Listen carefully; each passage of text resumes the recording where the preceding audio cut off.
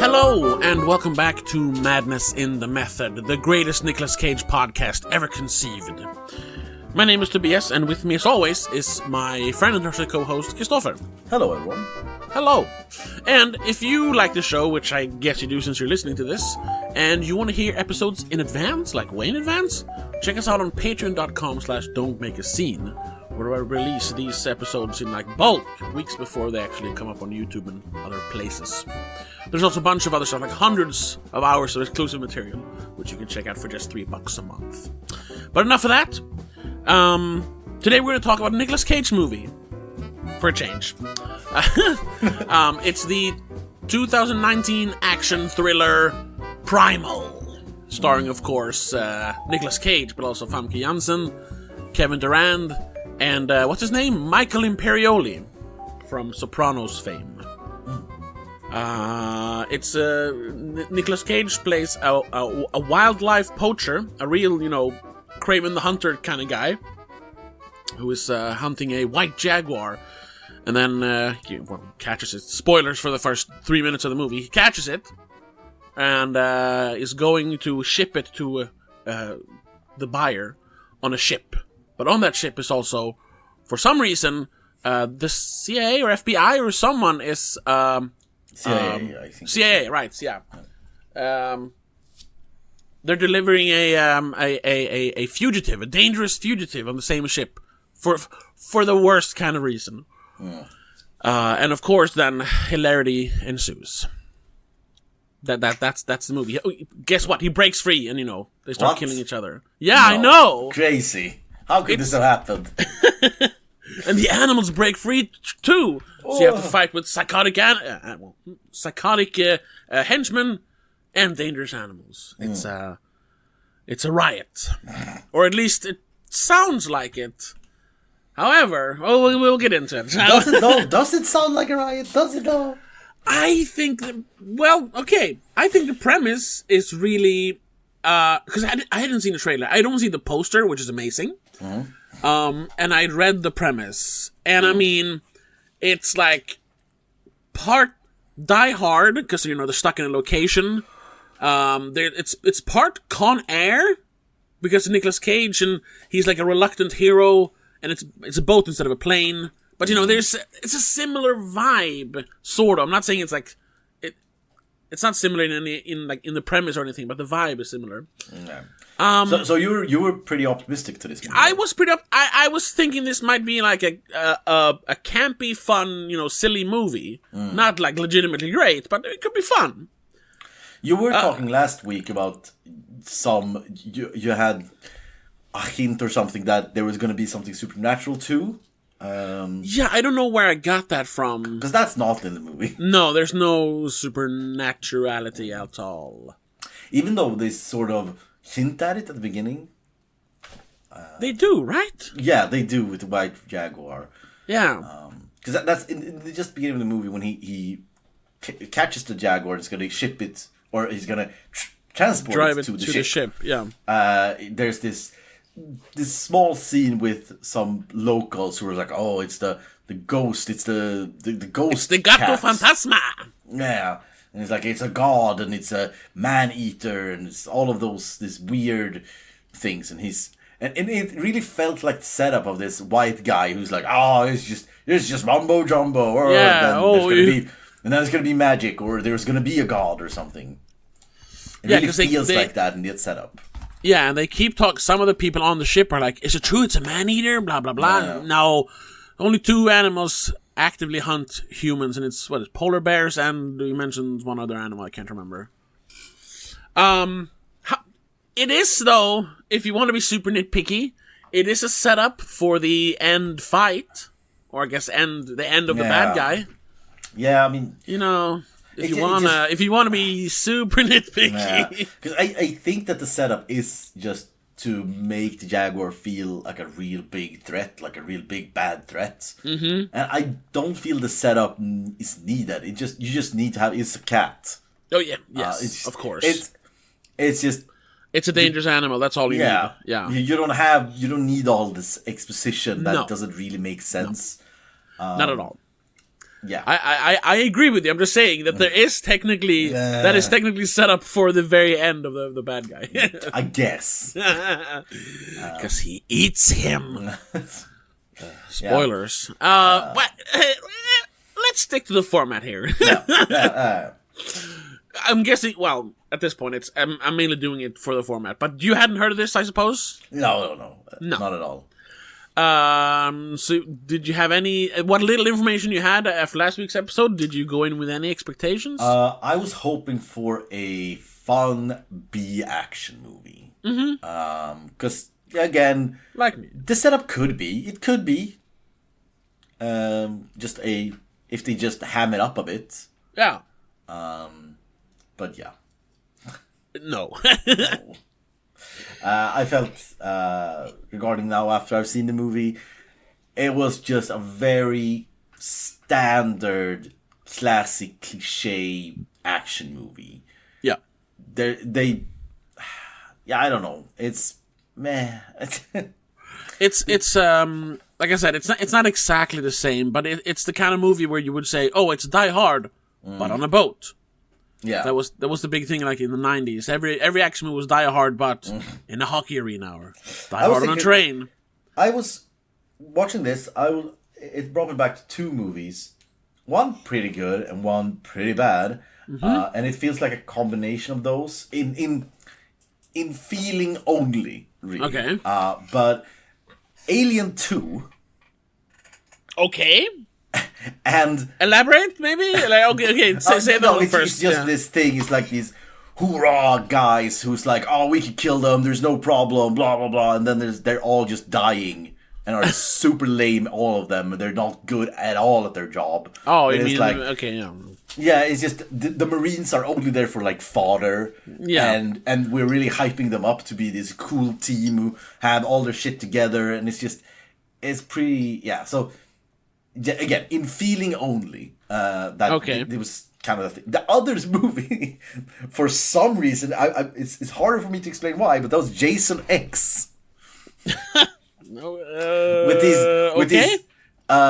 these just guys just running around in a vessel, and it's like there's this guy and he could be anywhere. We don't know where he could be, and we need to get to the escape places, and oh no, it's ruined by him. He did destroy the thing, and it's yeah, I guess a little bit, yeah. So again, those were two movies I was I was feeling was in thematic inspiration. It felt like it's probably not, but that's just what I felt.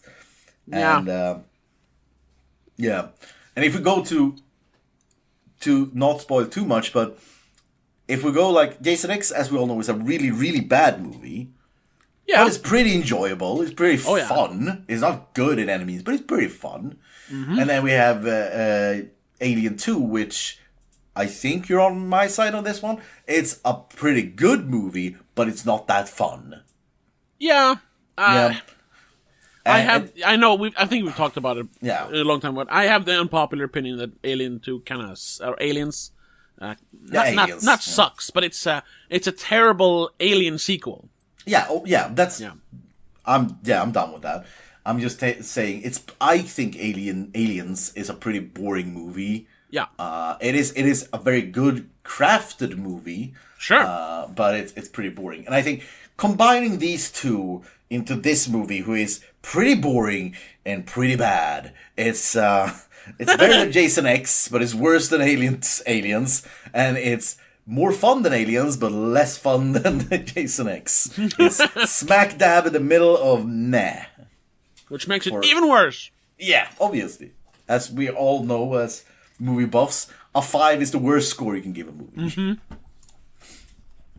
Yeah, no, I agree. So yeah, that's the movie. That's the podcast, everyone. Yeah. It's done. We actually did a short episode. No. No. I think, though, that because of the... I'm screaming again. I don't know why.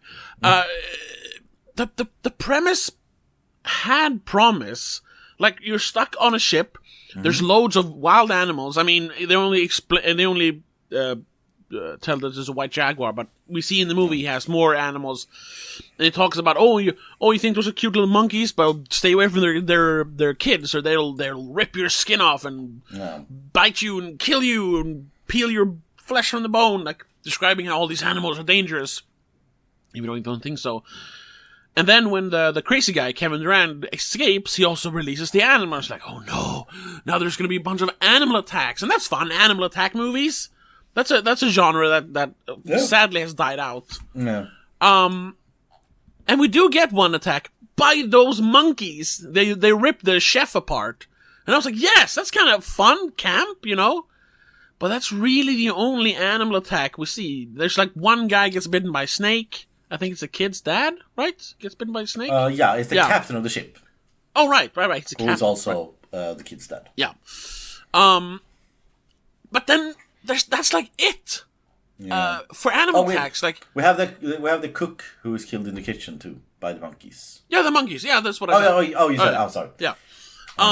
Imagine because he had like this whole trailer full of animals. Like there should have been. He had like a warthog who impales one of the soldiers with its tusks, or oh no, the engine room is flooded and there's an alligator there who eats the one guy, just a death roll. You could have had so much fun with animal attacks.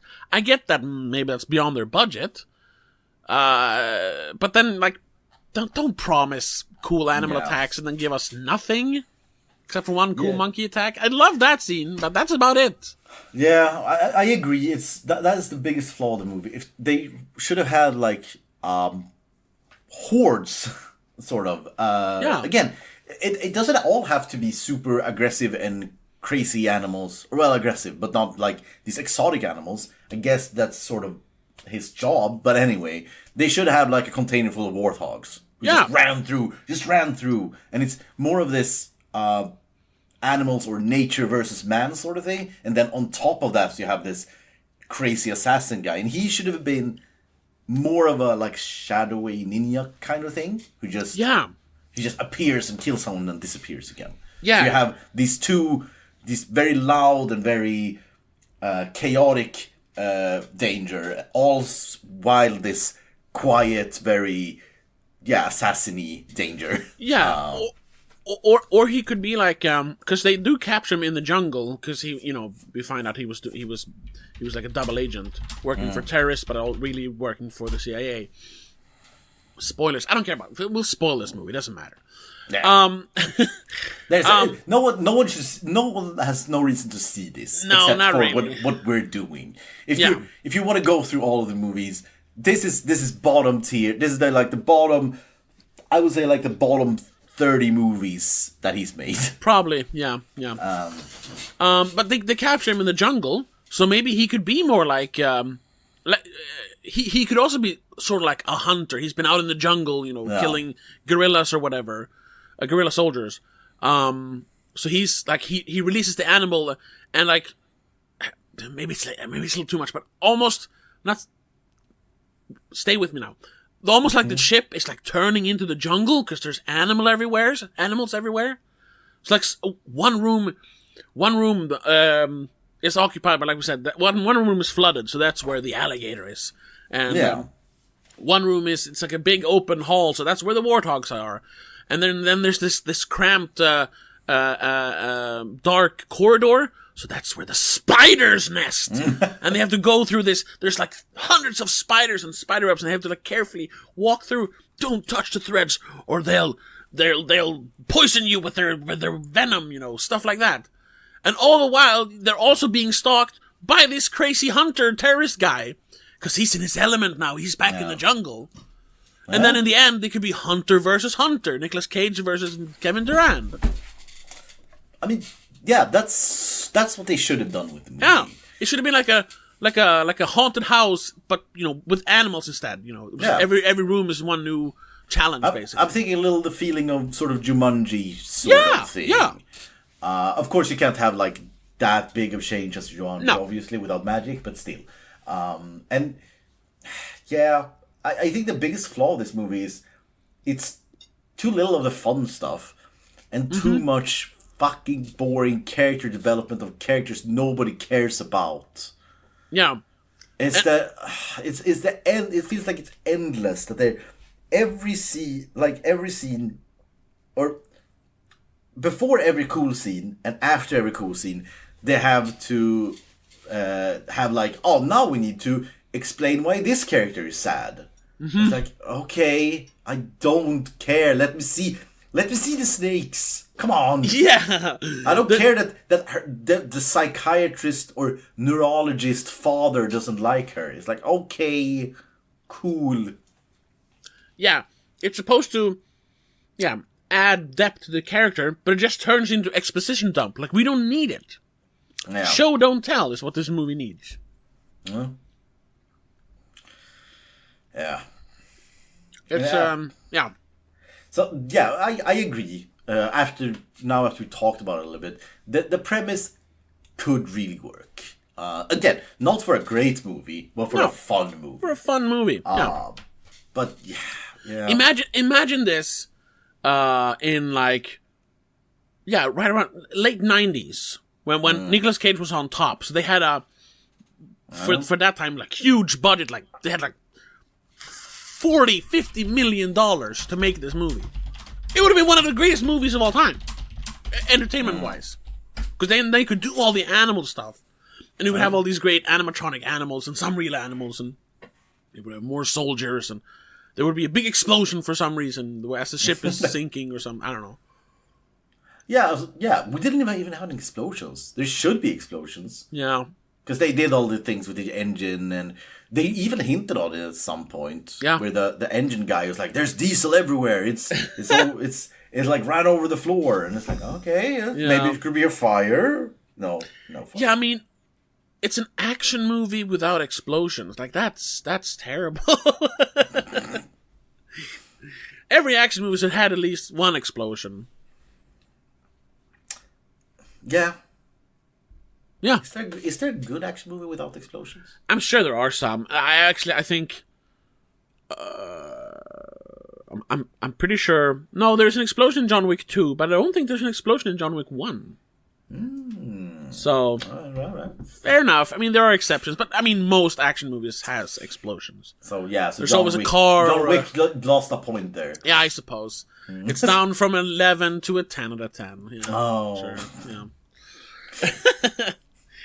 No, but usually, there's always a car, or they use a grenade, or like, oh, run away, the whole place is full of C4, you know. Yeah. There's always something with explosions, because explosions are cool. Yeah. So, anyway, just going through the movie a little bit. Because there's not that many scenes that that are memorable, if you put it like that. No. So I'm thinking we can go through the movie a little bit, just to... Then we'll find the scenes on the way. Yeah, sure. So he gets the Jaguar, he gets it to the boat, and when he is putting the animals on the boat, then these army guys come up with this assassin guy. Yeah. And there is this weird plot point, which is it's just for him to get out, because they couldn't find a better way. It's like, he had an accident in a submarine or something? I don't remember. Oh, yeah. Yeah, the whole... It's so convoluted why they have to have him on a commercial ship instead of a government or military ship. It's like, oh, the guys who caught him in Brazil only gave us 6 hours to come and get him, or they would let him loose or something? I don't remember. They would kill him. Oh, right, and they desperately want him. Well, we do know why they want him back later. Yeah. But anyway, he was in an accident while in the army, which made his brain very sensitive to pressure changes. For pressure. If there's pressure differences, he gets seizures. So because he was up in the mountains, or he can't go on a plane because that might kill him. Yeah. And even here on the boat, he has to have a physician there to check him, because he is going from the mountains where he was caught down to sea level. So that's why she's there. Yeah. That's how they explain she's not even love interest. Yeah, why is she there? I don't know. to have a woman in the movie. Yeah, I guess. Yeah, that's it. But yeah, so they have him in a cage, and they have this neurologist there, and they also have this like bureaucrat guy or like what is it? A lawyer. He's a lawyer for some reason. He's there. They read him his Miranda rights. Yeah, and all of these fucking super cool army dudes. And then he obviously fakes a seizure, which at first I thought, oh, they're pretty smart, because one of the guys gonna go in and like check him. He takes off his gun, gives it to the other guy, and says, "Take my gun and lock the door behind me." I'm like, that's pretty smart. Is that they never do that in movies. They have precautions. Yeah, I know. Yeah, they did precautions. But then the prisoner, he bites the guard's finger. So the other guard says, "Fuck procedure, I'm gonna keep the door open and run on with both our guns." And then he grabs the guns and kills them, and he's out. Yeah. And that's so convoluted and stupid way of him getting out. Yeah, and it's also one of those where it could be so easily fixed. Okay, so one guy goes in, the other guy stays out there. Oh my god, he's biting me. The other guy pulls out a tranquilizer gun, shoots him in the leg. He's fine. Yeah. But no, then we wouldn't have a movie, of course. But I mean, like, come on! I think even then, it's just the fucking seizure thing. Just get rid of all of that plot point. Get rid of her and the seizure thing, and just make him be a smart criminal. We've seen smart criminals who sort of lure their way out of cages. Just make him grab someone's gun and holding him and like, "Let me out or I'll kill your friend," or something. I thought they were setting up, because he jokingly asks for a Coke at one point, or a Pepsi. It's like, ha ha ha. And then when he's in the cage, he's like, "Hey, I never got that Coke, by the way." And the lawyer's like, "Do you want cubed or crushed ice?" And then they bring that. No, that's the first time they say it. Sorry. Whatever. When the guards are having dinner next to him, they have to guard him, I suppose. He says, "Hey, I never got that Pepsi or Coke or whatever, soda pop." And one of them has one, so they put it down next to his cage so he can kind of grab it, I suppose. I thought he was going to drink it and then, break the can and like turn that into a knife. So when he's faking the seizure, he's going to slash the guy's throat and then lunge at the other guy. But no, what was the point of the fucking soda can next to the cage? What the fuck? Yeah, it's so contrived. And also, it does... Because if he used his smart and not just brawn, which he did, it would have been such a more dangerous foe in a way. That, he's not only well trained, he's also a very smart guy. Yeah, which they set him up as this like super intelligent, psychotic guy. But then he's just a guy after that. Yeah, he's like a soldier guy, but he's bad. Yeah. So he gets out, and the head soldier guy, whatever his name was, John Ringer. Yeah. He tells everyone, because there's one room which only has one door, and you can lock it from the inside. Yeah. So he tells everyone on the entire boat to go in there, and then we army guys, we're gonna fix this. And Nicolas Cage is super mad because he's like, "I need to feed my animals. I haven't fed them for 12 hours." And they're like, "Fuck off." Fair, I'd say. Yeah.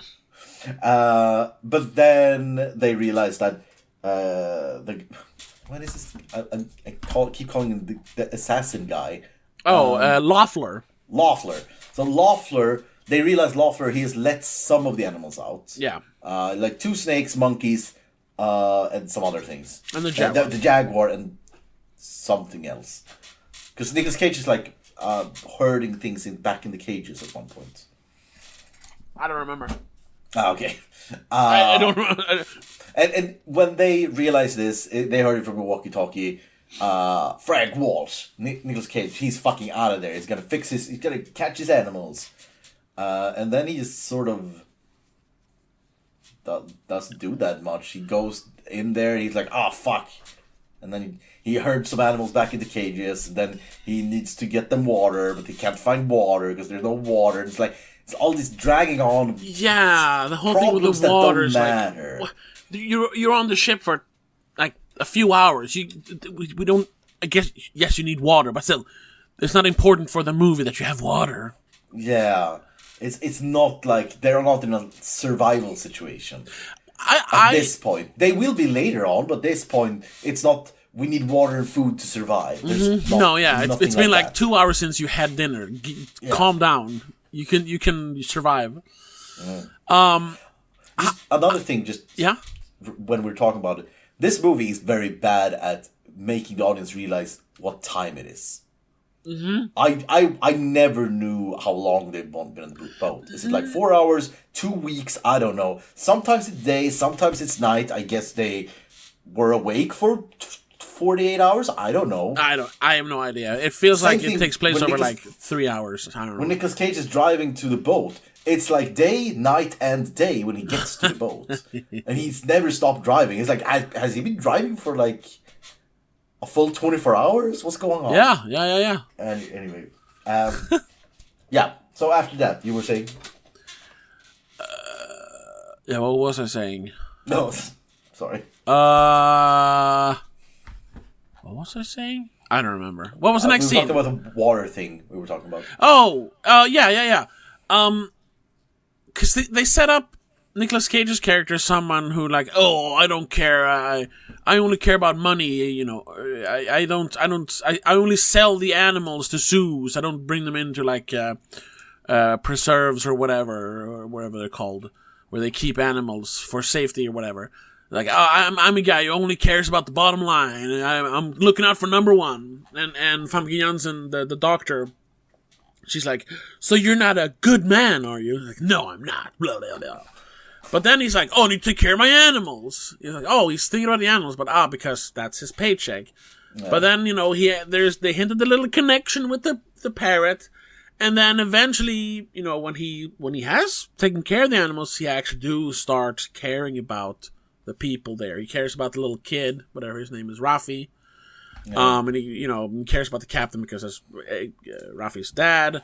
He starts caring about. It's supposed to be him like gradually becoming the good guy. He's the reluctant hero who becomes the good guy. Yeah. Because in the end, it's like, I guess you're a good man after all. As she leaves, he's like, maybe I am.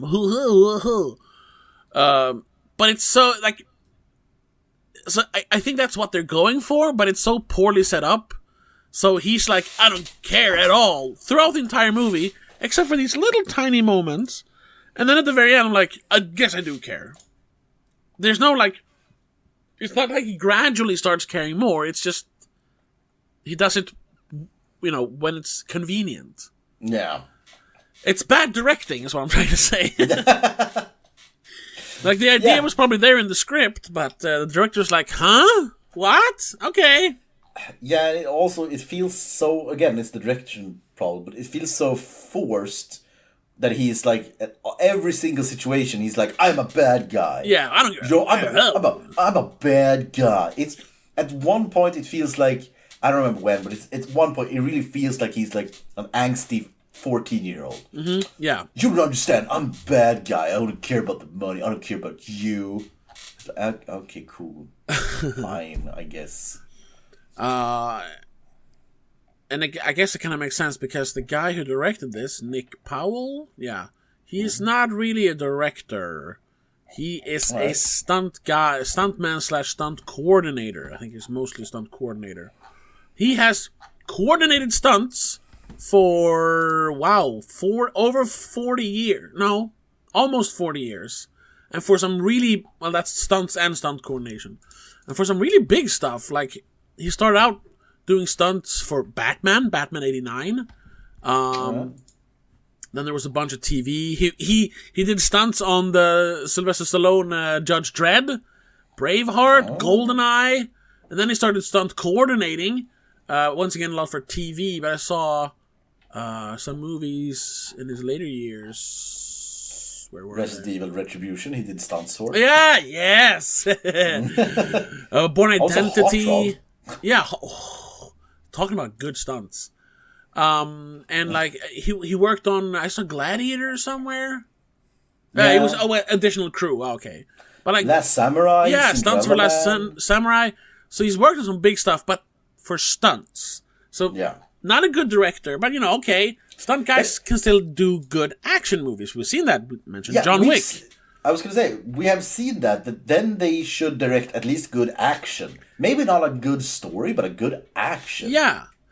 However, this movie doesn't really have a lot of action, and what action there is pretty bad. So I don't know, maybe he was just not cut out for it. And looking at it, I don't know if he's directed anything else. No, he's only directed two he has things. directed one that we have done. Oh God, he did Outcast. Yeah. Oh Outcast. no. Oh. Hey, you kind of like that movie. I mean, I kind of. Okay.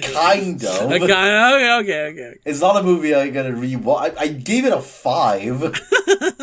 It's not. Just because you gave it a 3 doesn't mean I liked it. So yeah, he kind of took a break there in 2012. So because he started developing Outcast, of course, came out in 2014, and then he did one more stunt coordination in 2018, and then he did Primal. But then I guess he's like, no, directing ain't for me, so he went back to doing stunts. Now he's a stunt coordinator in a bunch of Bollywood movies. The last one he did is the movie, which everyone was raving about like a year or two ago. The one about the two brothers who capture a tiger or something. I never watched it. It's a 3-hour long Bollywood movie. I don't care how good it is. I'm not going to watch it.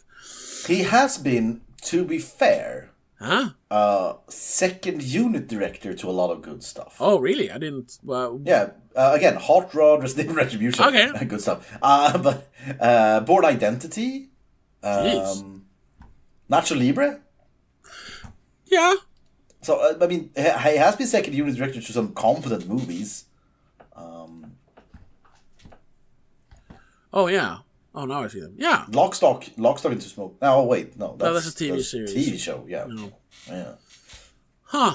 So, well, then his second unit stuff is probably then, directing the stunts. Or the scenes with the stunts. That's true. There's probably a connection there. But yeah, there's a big problem with the direction of the movie, just for all the characters. I mean, everyone. No one is really good in this one. No. I think maybe Kevin Durand, he was okay at some point. But he overdoes it. He can do a good bad guy, but here he needed a better director to because guide they him. sort of, because that's also a weird thing, because in the end, at the end of the movie, skipping forward, we realize that he is he's a bad guy, but he is a bad guy for reasons. Yeah. That there's like he was an assassin for the NSA or CIA or whatever. Yeah. And just to topple governments and thing, and that's sort of why he went rogue. And then they said, "Oh, now you need to come home and not do that." And he was like, "I don't want to come home because you're bad guys. I don't want to be with you. I don't want to work for you anymore." And that's sort of what put him on this path. But until that point, because then we realized that he is bad, but he's bad for good reasons in a way. So you can understand how he is. But up until that point, he's portrayed as a lunatic. Yeah. Like a crazy psychopathic lunatic. Yeah. And those two characters, I don't feel though they work. No. And what I was gonna say was Kevin Durand, he pulled off being a lunatic for a few scenes. You could really feel that he was unstable. Specifically, the first fight scene he had with Nicolas Cage. That was a pretty good fight scene. Yeah, I'd say. And I really liked in that scene that Nicolas Cage really didn't get a single punch in.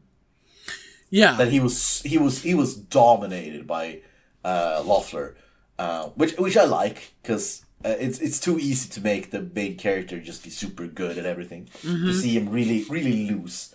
But during that scene, Durand or Loeffler did a lot of comments which I think worked for the lunatic character. So he sold that, but then at the end we realize he's not supposed to be a lunatic, so his whole performance sort of tanks. Yeah. After we get the reveal. And it also feels kind of forced to add in no, wait, I'm not actually a bad guy, it's the government, when there's 20 minutes left of the movie.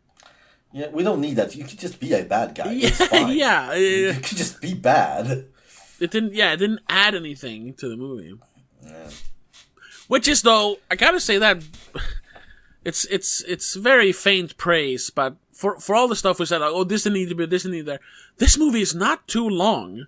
It is just long enough for you to not get bored, I would say, or at least not bored out of your mind.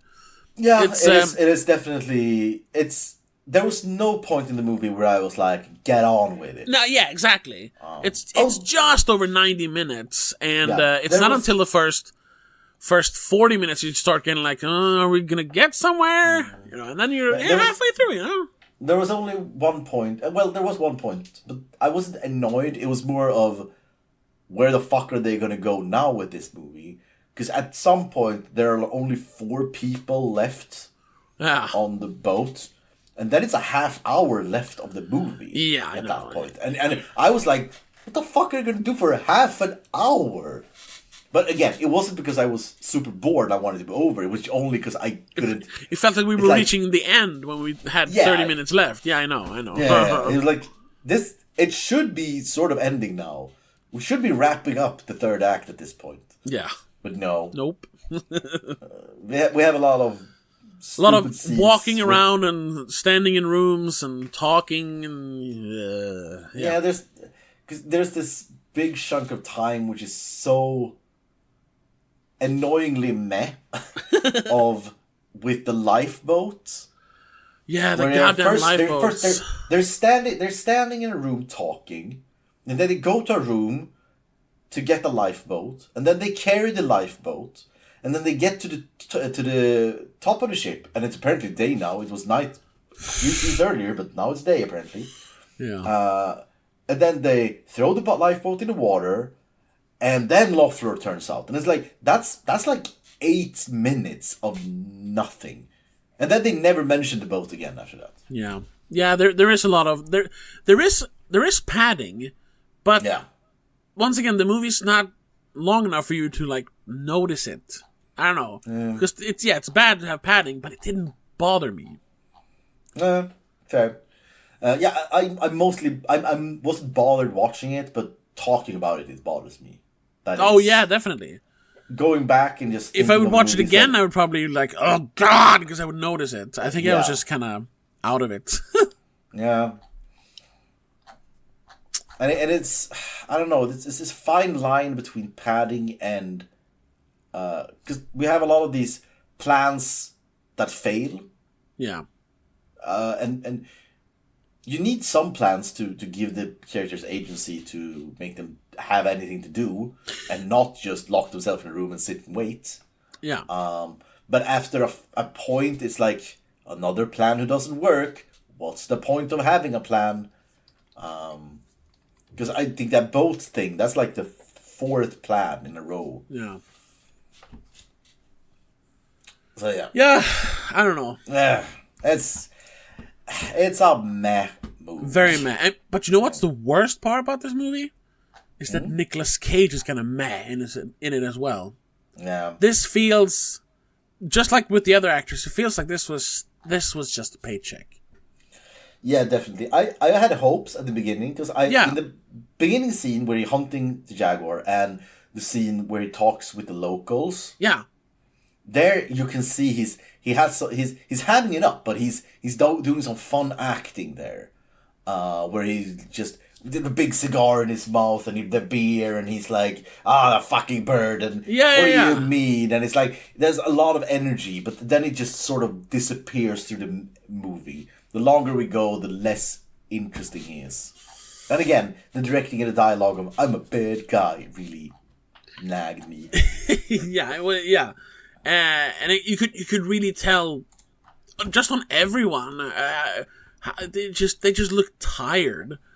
There's a scene towards the end where Famke Janssen she's in a room, and she's basically like, she's angry because Frank, Nicolas Cage's character has like left her, like, no, how do I know if you'll be back? You don't, because I'm a bad guy. You see, still. And she starts like she's so angry. She starts throwing things on the ground, but it's just like she walks up to a table and pushes some papers off, and then she goes up to another table and like pushes something else off. It's so lackluster. It is funny though, because she just gets scared by her own reflection in a mirror and punches the mirror, and I was like, what was that? That was pretty funny. But no, wait. Not enough to save that scene. Was it that the monkey, or are we thinking of another thing? No, she like, and punches a mirror or some sort of reflective surface. Oh, okay, because I was thinking when after she throws down the tray, then she goes to the kitchen door, and a monkey jumps up at the window. Oh! And she's like, oh, fuck. And I was like, oh, the monkeys are still there. Okay, you know what? I looked away for a millisecond, and I thought she punched a mirror. I thought it looked like a mirror. No, that whole scene sucks. Okay, what the hell? Yeah. I missed the monkey. Yeah. I just heard her go, oh! It's also the super, because I noticed it so much, because the monkey jumps up at the window and like puts its paws on the window, which leaves like two very fake blood handprints on the window, which I am not certain, but I'm pretty sure those handprints were CGI. I'm sure they were. Pretty sure. Sure they were. All the animals except for the birds were CGI. Yeah. It was passable CGI, but it was very obvious. Yeah. I understand why, because you don't want to work with wild animals. That's fine, but it's a little too obvious CGI. Yeah, and we sort of abandoned that, but just we started going through the movie, but at that point where we stopped talking about the order of the movie, that's where the plot stops. Really then it's just people dying, plans are making, people are talking, plot is not going forward at all until the end. Yeah, exactly. Where the Coast Guard comes. Oh yeah, and we have to talk about that scene where Loeffler is actually killed. Okay, sure. Because I think that's one of the things when I'm not impressed, but I appreciate that, because they go back to the animal room. Yeah. Loeffler and whatever he's called, Frank, Walsh. Whatever. Frank Walsh. So, and Walsh has trapped the jaguar in a cage. Yeah. And Loeffler comes in, and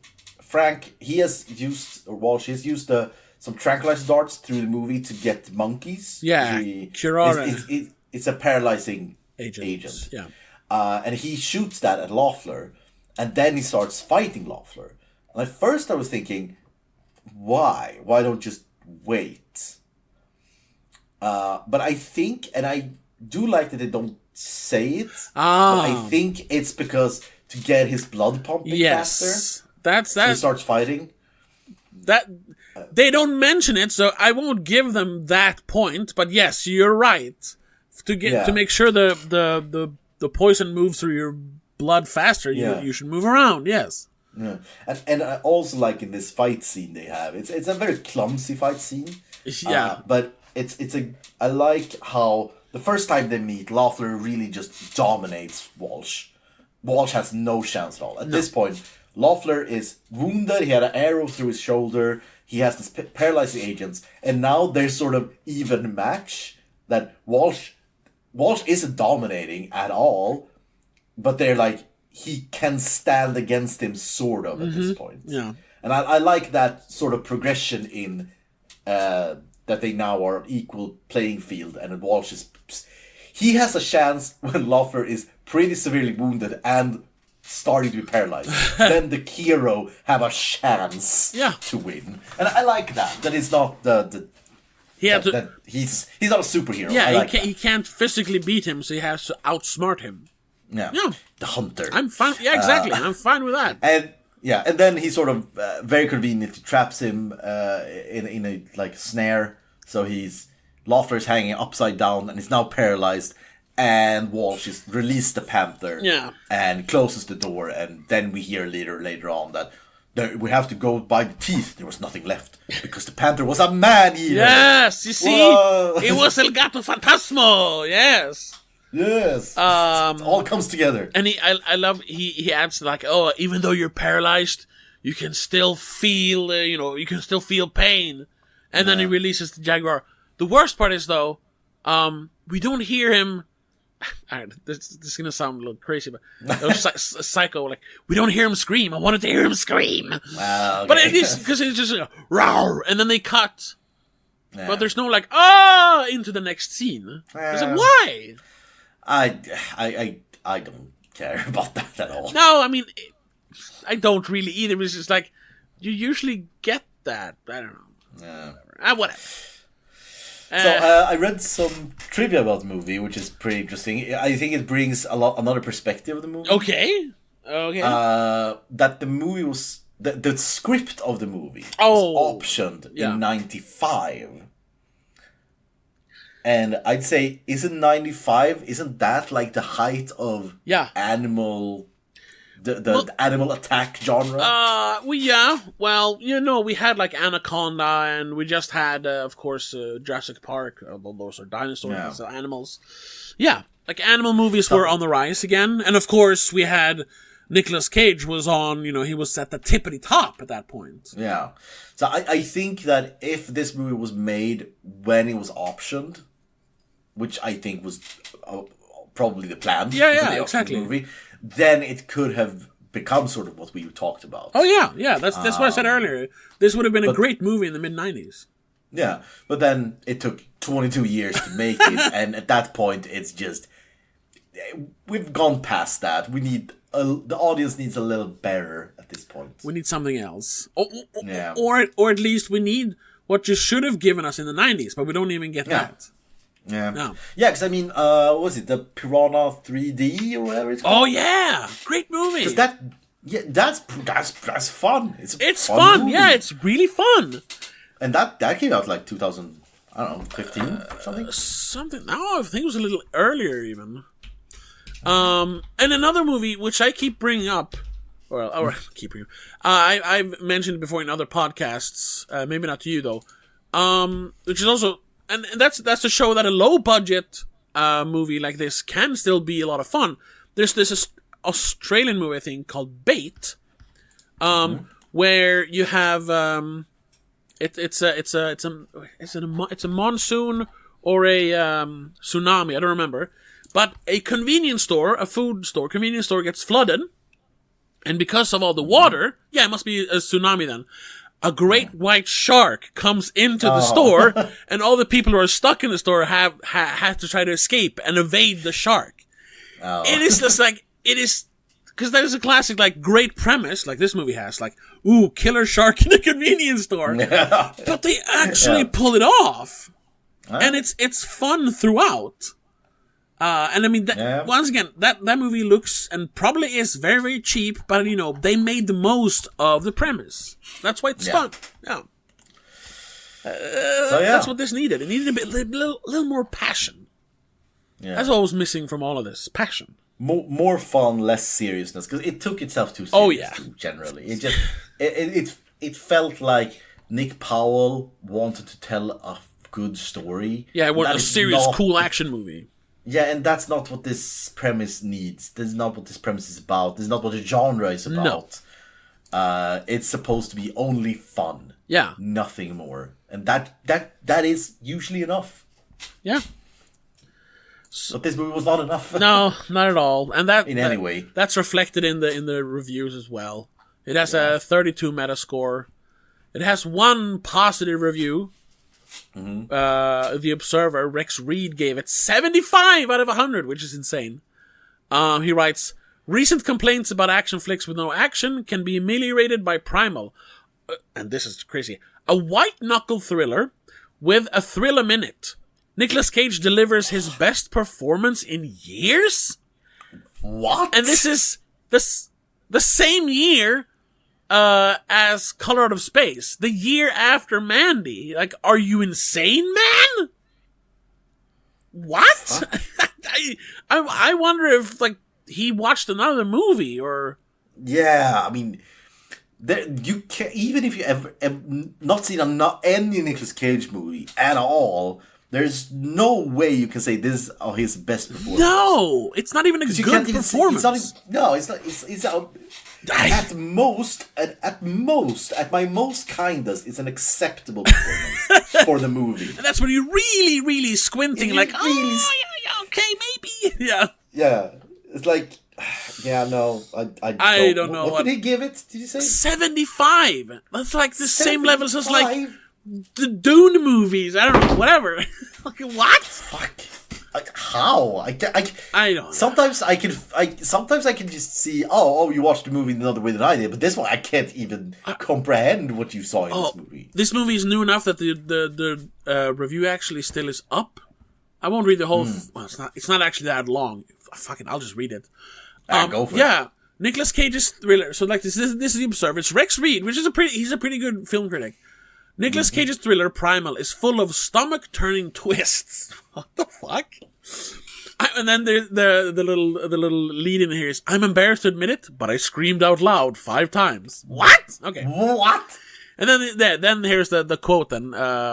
Recent complaints about action flicks with no action can be blah, blah, blah, blah, blah. Delivers his best performance in years as a rugged, wild game hunter who tracks down the deadliest animals on the planet to provide rare attractions to zoos. His hair-raising encounters are frightening enough, but that's only part of the terror that awaits you in Primal. There are human horrors too. I think it just struck a nerve with this guy, and he's just like, man, this is great. Well, yeah. Whoa, okay, yeah, because now, okay, the next sentence. Well plotted by screenwriter Richard Leder and vigorously directed with maximum suspense by Nick Powell, no time is wasted cutting straight to the chase. In the eerie silence of the Brazilian rainforest, Trapper, blah, blah, blah, blah, explaining the first scene. Yeah, we didn't mention that. The first scene, when he's up in the tree stand, waiting for the jaguar to grab his bait. Good scene. Yeah, that was a good scene. Yeah, I enjoy the fact that it started, because a lot of these cheaper movies, they don't feel like movies. They don't have that movie cold open thing. Especially Kill Chain, which had like a weird open scene. We were thrown in medias res, and then there was like a TV intro sequence where they introduced all the names. This felt like a movie. It was like, that really got my expectations up. Yeah. Again, the opening is very good. Yeah, he's good He's good. The pacing of it's good. It's a lot of small, interesting details. Like, again, the parrot is a great addition to the start of the movie. It wasn't utilized at all later on, but it was a good thing. Also, the thing when he was looking through the magazine, and he's like, it talks a lot about the guy that he's looking for houses. Yeah, which he mentions later. Because I really, in the beginning, I really put on my again, because they tricked me to think this was a good movie. Yeah. So I was nitpicking. I was like, okay, this is pretty cool, because he's reading a real estate magazine. Yeah, and he keeps talking about a house on Pine Lake. He's going to buy with all the money. But again, just in the opening scene, this is what I gathered when I really tried. It was like, he's reading this real estate magazine. It's like, okay, so he's looking for a house. And you also see it's a very worn and very creased magazine. Yeah, he's had it for a long time. Yeah. So this is what he's working for. This is like the motivation for his character. He's doing this because he really wants to own a house. Because we can't own a house in this market. Anyway, and that was like, this really tells a lot about the character. Yeah. And then we get when the jaguar appears, and he's like, oh, you're beautiful. And he's like, he respects the animal. Yeah. He has this. There's so much good stuff, and then they go, worthless. Yeah, the movie really just comes to a halt when he gets to the boat. Yeah. Or the ship, whatever. So maybe this reviewer only walked up until the boat. No, because he explains here. Blah, blah, blah, blah, blah, blah, blah. Yeah. First, Walsh has to get his dangerous animals on board and securely locked in their cages, but just as he's ready to go, a battalion of U.S. Marshals and a doctor board the vessel with a dangerous caged predator of their own in custody. A chained mass murderer and counter-terrorist named Loeffler. A juicy, psychotic, scene-stealing performance by Kevin Durant. I don't know. Yeah. Of course, before you can figure out what part of the plot you've seen before, despite the originality of the violence, a few ideas have been borrowed from other movies. Originality, except for the monkey attack, there's nothing original about this movie. Yeah, and that's not original either, I'd say. Well, it's... Again, Jumanji. I guess, yeah. There's a movie called The Shadow of Kilimanjaro or something, which is a baboon attack movie. Amazing movie. Anyway, of course, before you figure out what this was about, the maniac lets the animals out of their cages, including a mob of man-eating monkeys, 2 venomous snakes, and the bloodthirsty jaguar. As the body count mounts, the villain also dismantles the lifeboats, smashes the navigation controls, machine guns the galley's food and water supplies. Wait, he doesn't dismantle any boat. No, that's the other people. Yeah, I don't know. This guy, I don't know. He didn't watch this movie. Yeah. He was on his phone. It's up to the cynical, alcoholic game hunter to turn his skills with guns and knives into hunting a different kind of game. This time, a human being. No. He saw the movie we wanted. Yeah, yes, exactly. The about face as Cage's self-centered, arrogant, filth-spouting ruffian softens his personality and finds his heart while dodging the big cat and the snakes in the dark is not always convincing, but with a thrill a minute, you won't waste much time seeking answers. I'm embarrassed to admit it, but I screamed out loud 5 times. Yeah, I think he really... His eyes glazed over after 10 minutes, and he just imagined the movie. Yeah, like I said, that we saw, that we discussed, what it could have been. He saw that movie. And you know what? Good for him. I wish I would have seen that movie too. I'm jealous. Because this movie that we actually saw kind of sucked. So he gave it a 7, right? 3 out of 5 stars, 75 on Metacritic. So I saw a 7 out of 10 review on the user side. Okay. Which I think is interesting just to see how he describes his 7 and how this person describes his 7. Okay. So he said, "Not so bad, an enjoyable B-movie ride.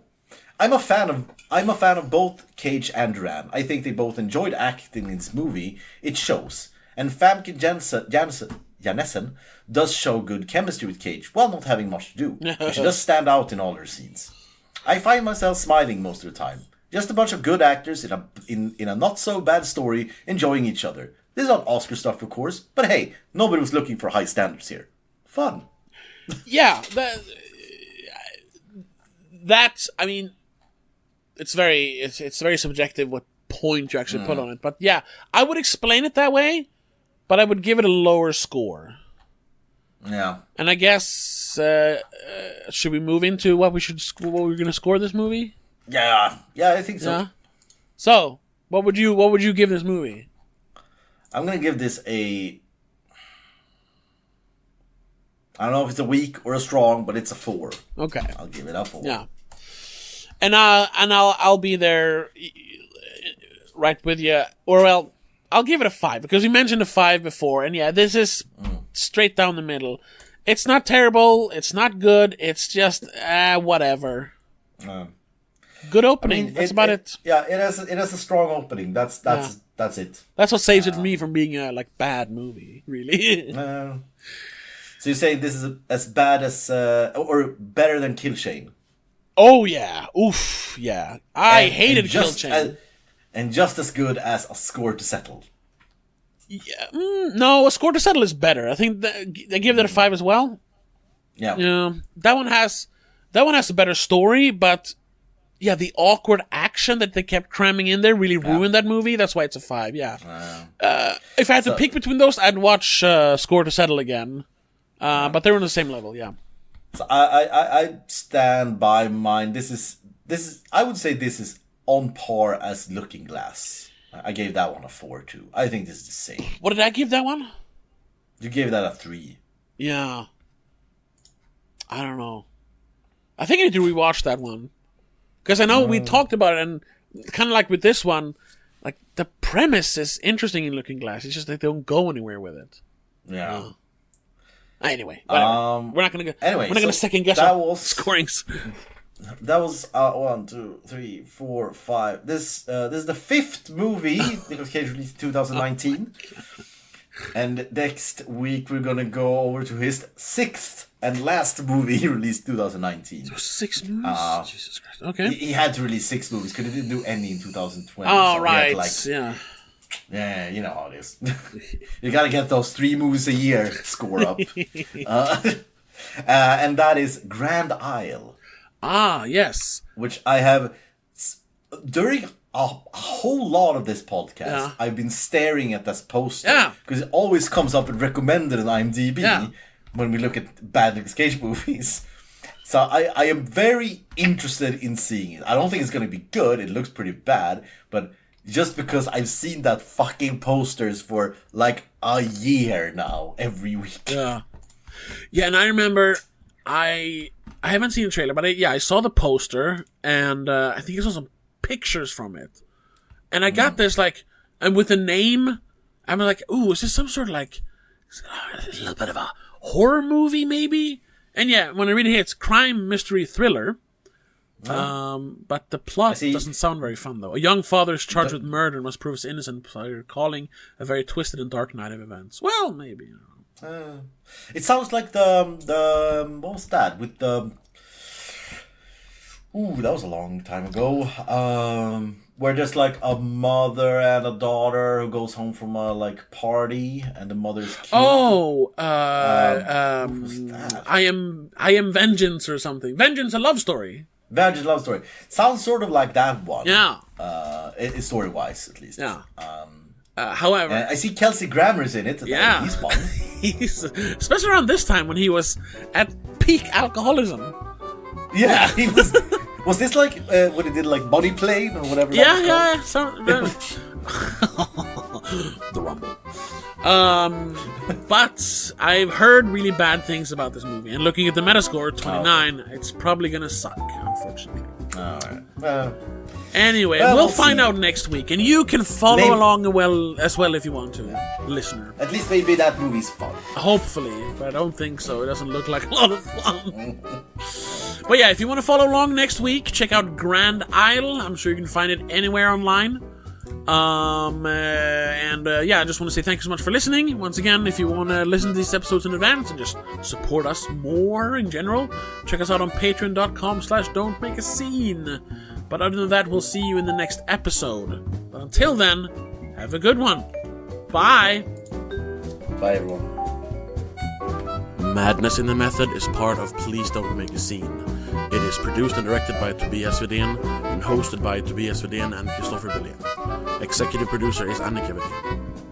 A huge shout out goes to all our patrons on patreon.com/don'tmakeascene. Mom, Dad, Laura Kinney, Danny Del Gaiso, Christopher Billén, Mac and Mom, and Sika85.